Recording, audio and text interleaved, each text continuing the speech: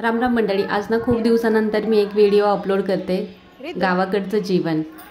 कोण कोण आहेत ज्यांनी असं गावी त्यांचं बालपण गेले आणि ते चिखल मातीमध्ये मस्त असे मनसोक्त खेळले, त्यांनी मला कमेंट करून नक्की सांगा। आजकाल काय होतं, आपण शिक्षणासाठी आणि नोकरीसाठी बाहेर पडलोय, म्हणजे आपण सिमेंट कॉन्क्रीटच्या जंगलात राहतोय नाही का। आणि त्याच्यामुळे काय होतं, आपल्या मुलांना गावाकडचं वातावरण आहे ते अनुभवताच येत नाही। म्हणून मी आणि माझ्या बहिणींनी ठरवले की वर्षभरात सुट्टीमध्ये आठवडाभर 8 ते 10 दिवस तरी मुलांना घेऊन गावी जायचं आणि त्यांना गावच्या वातावरणात मस्त जगू द्यायचं। म्हणजे त्याच्यामुळे काय होईल, त्यांचं मातीशी असलेलं जे नातं आहे ना ते फार घट्ट होईल आणि त्यांना पण गाव काय असतं, गावचं वातावरण काय असतं हे अनुभवता येईल। तर आम्ही यावर्षी पण गेलो होतो, तुम्ही बघताय आमच्या मुली किती मस्त अशा मनसोक्त खेळतात। आम्ही त्यांना अजिबात अडवत नाही।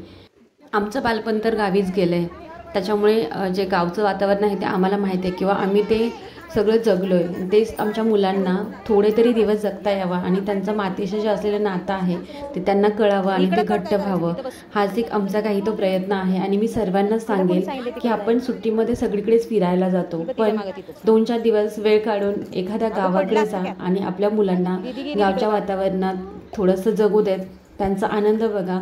खूप खुश राहतील ते आणि खूप खूप खूप आनंद घेतात ते, आम्ही बघतोय।